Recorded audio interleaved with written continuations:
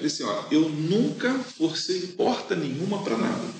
Nem para diácono, nem para presbítero, nem para pastor, eu nunca forcei. Porque eu tinha uma convicção na minha alma de que Deus estava me chamando. Sim. E se Deus estava me chamando, Deus ia se encarregar de fazer tudo. Qual era a minha parte? Estudar e estar preparado para quando a oportunidade viesse. Então, por exemplo, eu nunca bajulei ninguém. Para ser diácono, nunca bajulei ninguém. Fazer média com fulano, sabe? Dar presentinho para ver se o pastor lembra de mim na consagração. Nunca fiz isso. Não nunca. que seja legal honrar o seu Não, né? eu Mas acho, não era para isso. eu acho que as pessoas devem honrar a sua liderança. Você tem que Sim. honrar. Eu acho bonito isso, eu acho digno. Mas não com esse intuito. Não com esse propósito. Quando eu fui chamado, fui consagrado à diaconia, eu estava indo para a faculdade. Meu pastor me ligou na época e falou, está indo para onde agora? Já eram 6 e pouco, eu falei, estou indo para a faculdade. Está arrumado? Eu falei assim, eu trabalho assim, né? Sou gerente da CPAD. Não, então vem para a igreja porque hoje é a tua consagração de diaconato. Eu falei, tá bom. Amém. Foi assim, eu não fui formado antes. Todo o trabalho diaconal eu já realizava mesmo sem ser diácono. Então ele só reconheceu aquilo que o senhor já era. Ele só reconheceu aquilo que eu já era. Então eu nunca me preocupei com o título, sabe? Sim. Nunca me preocupei. Depois dos anos, eu fui para Belo Horizonte e lá aconteceu exatamente igual. Eu estava na minha sala, na CPAD, gerenciando, recebi uma ligação da secretária do pastor presidente da igreja, pastor Anselmo Silvestre, já dorme no Senhor. E a secretária me ligou dizendo, o pastor está te chamando aqui no gabinete dele. Aí eu fui lá e ele falou assim, hoje nós estamos em festa, a igreja está em festa, hoje vai ter consagração ao presbitério. Estou sabendo, pastor. Pois é, traga a tua esposa aqui, porque eu preciso conversar com ela, porque hoje você vai ser consagrado. Uau, assim. Falei, tá bom? De supetão. Eu liguei para a Luciana, entrou em pânico, desespero. Foi ser sabatinada por 3 pastores. E eu fui consagrado assim ao presbitério, sem saber que estava sendo, sabendo no dia, 2 horas antes, né? E depois do pastorado, eu já estava morando aqui em Florianópolis, já acho que há 3, 4 anos morando aqui. Não, eu estava há 2 anos morando aqui. Pastor, a gente sabe que datas não é seu forte, está tudo bem. Eu já estava aqui há uns 2 anos, recebi uma ligação de Belo Horizonte, de João Molevade, de Minas Gerais, do pastor presidente da convenção me chamando para me consagrar a pastor. Olha aí. E eu falei, mas tá bom? Então eu fui para Minas Gerais e fui consagrado a pastor lá em Minas Gerais. Gerenciando a CPAD. Fui consagrado, mas eu não pastoreava a igreja, eu gerenciava a CPAD. Mas, morando aqui, um pastor de Minas, 5 anos depois, me chama para me consagrar pastor lá. E nós fomos. Depois, quando eu estava aqui na CPAD, eu decidi, mesmo gerenciando a CPAD e sabendo dos riscos que eu correria, por quê? Para ser gerente da CPAD, você tem que ser o que é da Assembleia de CPAD, Deus. para quem não sabe toda a história? CPAD é a Casa Publicadora das Assembleias de Deus. Eu fui gerente durante 19 anos. É como se fosse uma livraria? É uma editora, né? Até pouco tempo, não sei agora, mas até pouco tempo era a maior editora evangélica da América Latina. Olha só. Né? Eu era gerente de uma das filiais. E como ela é uma editora confessional, ela pertence à Assembleia de Deus, é óbvio que espera-se que o gerente da CPAD esteja na Assembleia de Deus. Sim. Mas o meu coração começou a transicionar para outra coisa. Eu estava preocupado com a minha família, uma série de situações, e aí eu decidi sair da Assembleia e congregar a mais de Cristo. E eu sabia dos riscos que eu estava correndo. Sim. Eu sabia que mais cedo ou mais tarde alguém ia reclamar na CPAD que o gerente da CPAD, como pode o gerente da CPAD não estar na Assembleia, agora está numa outra igreja? Então eu sabia do risco que eu estava correndo. Mas eu sabia que o meu chamado também era importante para mim. E eu fiz a minha decisão. Os anos se passaram e eu fui sentindo no meu coração o arder cada vez mais forte pelo pastorado. A minha crise aconteceu em um momento, porque era assim, eu já era pastor consagrado, não estava pastoreando porque estava cuidando da livraria, né? Mas eu sabia que Deus estava me chamando para pastorear. E a minha crise começou a acontecer nesse momento. Eu falei, puxa vida, como é que eu vou fazer? Eu pensei assim, é para eu pedir as contas da CPAD? É para eu jogar tudo para o alto? E como é que eu vou fazer? Eu disse, não vou fazer isso, porque o único que fecha a porta é Deus. Amém. O dia que Deus fechar a porta da CPAD, Deus vai me colocar para pastorear uma igreja. Isso não sou eu que tenho que fazer. Quem abre portas é o Senhor. se só Deus abre portas, eu também não posso fechá-las. E quem fecha também é ele. Então eu tenho que deixar ele fechar. Pronto. E aí, quando os anos foram se passando e cada vez mais esse desejo ardendo no meu coração, eu fui, para resumir a conversa, eu estive no Rio de Janeiro em janeiro, comentei isso com um amigo, o pastor Edielso Rodrigues, que é pastor no Rio de Janeiro, da IEVAD, e quando eu comentei com ele essa minha angústia, ele falou assim, olha, eu vou te ajudar em oração. Agora, ó, Deus costuma responder em 3 meses. Eu falei, eita, nossa, é muita intimidade com Deus, brincando Me passa com ele. a solução. Nossa, que ligação direta, né? Poxa. Aí ele começou a rir, então você vai ver. Isso foi em janeiro. Quando foi em abril, eu estava na sede da Mais de Cristo, no domingo à noite, eu e minha esposa, estava pregando de fora um pastor lá da Espanha, o pastor Alex Bovo. Sim. Ele pregando, a mensagem dele foi sobre a ressurreição de Jesus, e ele falou que o milagre acontece no 3º dia. Uau, que é a ressurreição. E ele começou a falar assim, olha, o milagre vai acontecer amanhã. E a mensagem dele foi toda para mim, parecia que tinha ido todo mundo embora. E era só para você. Era só para mim, Deus falando que, ele disse assim, amanhã um novo ciclo começa na tua vida.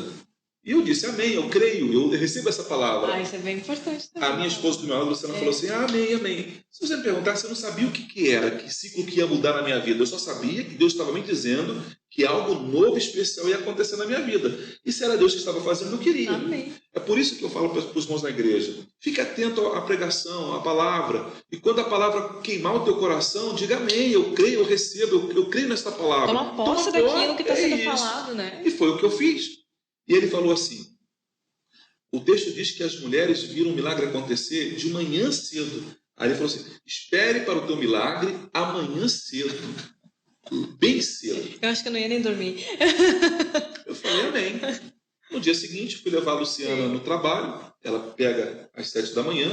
Deixei ela às 7 e fui para a CPAD. Cheguei lá às 7h10, 7h15, abri e fui fazer minha programação normal. Fiz o meu script do dia, né, minha programação, minha agenda do dia. E comecei a trabalhar, fazendo a programação. Vou ligar para fulano, vou ligar para esse cliente, vou visitar fulano. E de repente, quando deu 8h15, a loja abria às 9h, então foi de manhã cedo.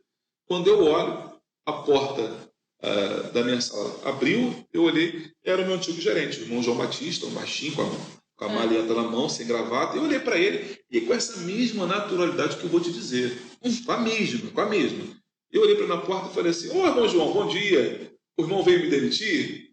Assim, com esse mesmo tom de voz, dessa forma, ele olhou para mim assim.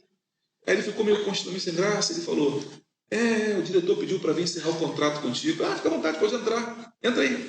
Aí ele falou, você está bem? Tipo assim, tudo bom? Como que... Aí eu falei, tá bem, graças a Deus, irmão, tá bem, fiz boa viagem. Tá, eu fiz. Mas eu sei que ele ficou desconcertado por ver a minha reação. Aí você vai perguntar assim, mas você sabia o que estava acontecendo? Eu falei assim, não, porque eu não imaginava que seria a minha demissão. Eu sabia que Deus ia fazer alguma coisa na minha vida, mas eu nunca imaginei que fosse isso. Não sabia o que era. Você estava lá já na CPD? Eu estava na CPD há 19 anos. Caramba, 19 anos, então, não é ontem, né? Eu não imaginava que seria isso. Caramba. Então, mas meu coração foi tomado por tanta paz que você não faz ideia. Então, assim... Você desesperou. Eu nem me lembrei... Não. Eu, em momento nenhum daquele que a gente estava conversando ali, eu me lembrei da noite anterior. Eu não me lembrei de nada. Da palavra que seria de manhã um novo ciclo. Não, eu não me lembrei. Isso só veio cair na minha mente depois, à tarde. É que eu fui... Quando o pastor Júnior, na conversa, ele falou para mim, é Deus. Aí ele me fez pensar, eu falei, caramba, a mensagem de ontem. Aí que eu fui fazer... Então, assim... fui lá e já peguei a chave da loja, essa aqui é a chave da loja, isso aqui é a chave do carro, o documento do carro está no carro, e eu fui passando, isso aqui é meu porta-retrato, e eu peguei o meu porta-retrato, e falei, os seus livros. Eu falei assim, não, o livro eu vou deixar aí, porque eu não queria que ninguém dissesse, ele saiu e levou uns livros, nem sei se os livros eram dele. Então, para ninguém falar de mim quando eu saí, eu preferi ter um prejuízo e deixar meus livros do que sair. E olha, conhecendo o senhor, eu sei que foi difícil deixar livros. Foi muito difícil para mim. Eita. Porque eu tinha coleções da Caríssimas lá dentro do escritório. Então, mas assim, foi a decisão que eu tomei. Sim. E aí eu perguntei, cadê os papéis para eu assinar? Aí, tá bom, tá aqui. Ele foi, abriu. Você tá bem? Eu falei assim, tô bem, irmão João, graças a Deus, você tá bem? Tô bem, eu fui assinar os documentos, devolvi para ele. Aí eu levantei, apertei a mão dele e falei assim, não quer se despedir de ninguém? Eu falei assim, não, eu quero ir embora. E aí ele ficou assim, tá. Eu fui embora, peguei, deixei a chave do carro, eu estava ali, pedi um Uber e eu fui para casa. Eu fiz 3 ligações. Pastor Jaime Soares, que era o meu conselheiro na época, né? A importância de ter mentores, né? Ainda é meu conselheiro, né? Liguei para minha esposa, porque eu queria dar notícia para ela, eu mesmo. Floripa, você sabe, é pequenininha, Todo né? mundo sabe tudo. Qualquer um poderia chegar para ela e contar para ela antes Deus me livre acontecer isso com a esposa. Não faça isso, pastor Diego. E a outra foi para o pastor Júnior. Pastor, preciso falar com o senhor. E na mesma hora ele me respondeu: Ô, lindão, te espero lá 2 da tarde na sede. E eu fui para lá. E quando eu cheguei na sede, ele já sabia o que tinha acontecido. Porque Floripa é pequeno. Porque Floripa é muito pequeno. E ele falou para mim assim, eu nunca mais me esqueço, isso é uma marca que eu tenho no meu ministério como pastor da Mais de Cristo. E isso me traz muita paz em todas as minhas provações. Ele falou para mim assim, olha, na sexta-feira, será segunda, na sexta-feira nós reunimos a diretoria da igreja e eu disse para a diretoria que eu precisava colocar um pastor na igreja da Palhoça, precisava fazer umas mudanças e precisava de alguém lá. E eu tinha um nome e eu queria apresentar aquele nome e queria o apoio da diretoria da igreja com aquele nome. E eu apresentei o seu nome. E quando eu apresentei, foi unânime. Todo mundo disse, pastor, é uma boa, excelente escolha, tem o nosso apoio. O único que se levantou contra foi o tesoureiro.